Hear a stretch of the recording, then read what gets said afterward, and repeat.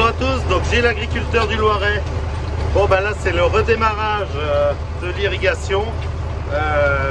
Concrètement on est arrêté en moisson parce qu'il pleuviote, mais il n'y a pas eu de pluie significative. On a des 1-2 mm qui nous embêtent, mais pas de grosse pluie. Donc malheureusement il va falloir qu'on démarre l'irrigation. Donc là je suis en train de tirer le canon que vous pouvez voir derrière dans les maïs, et là on est dans la zone dont je vous avais déjà parlé qui posait problème à cause au niveau de la levée. On a eu du topin, on a eu pas mal de choses, et donc voilà, on a un maïs qui est relativement faible sur ce rond là. Il a vraiment du mal, mais le reste de la parcelle est plutôt beau, je suis assez content. On n'a pas encore mis d'eau d'irrigation, donc peu de dépenses pour l'instant. Là on va voir à partir de maintenant, il va falloir suivre en irrigation, je pense, parce qu'on a quand même plus beaucoup de... on n'a pas eu de grosses précipitations. Donc là, on va arriver... Là, ça va être la fin là, de ce rond-là qui est vraiment pas beau. Voilà. Et on va arriver dans la partie où le maïs n'a pas eu de soucis. On va être en dehors du rond. Donc là, c'est vraiment catastrophique. Mais bon, il y a quand même quelques maïs, donc ça va pas faire zéro. Et là, on est en train d'arriver où c'est un petit peu meilleur.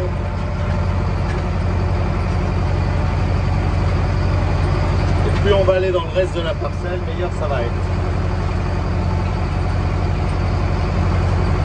Voilà, donc là les maïs sont en pleine fleur, vous pouvez voir les fleurs.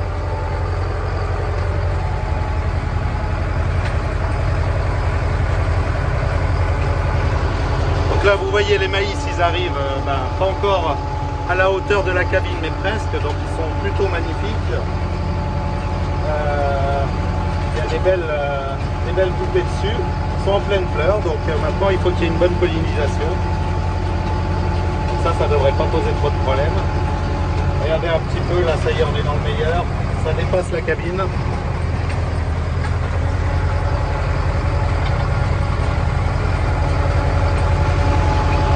Ça fait presque mal au cœur d'aplatir comme ça des maïs qui dépassent, qui sont magnifiques.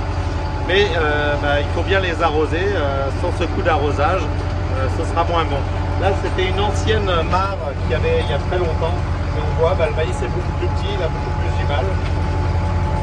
Et dès qu'on va ressortir de cette partie-là, on va retomber sur des grands maïs.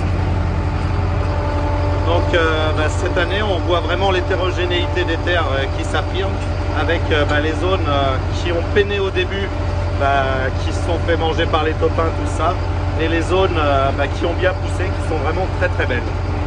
Bon voilà, je vous laisse sur ces beaux maïs. Et puis j'espère cet après-midi qu'on sera en train de couper du blé. Il nous reste en gros 3 journées de blé sur la Cuma, puis après un peu d'orge de printemps, des févroles, bon voilà. Et, il nous reste encore 7 jours de moisson, dont 3 de blé. C'est surtout ça qu'il faut qu'on finisse maintenant.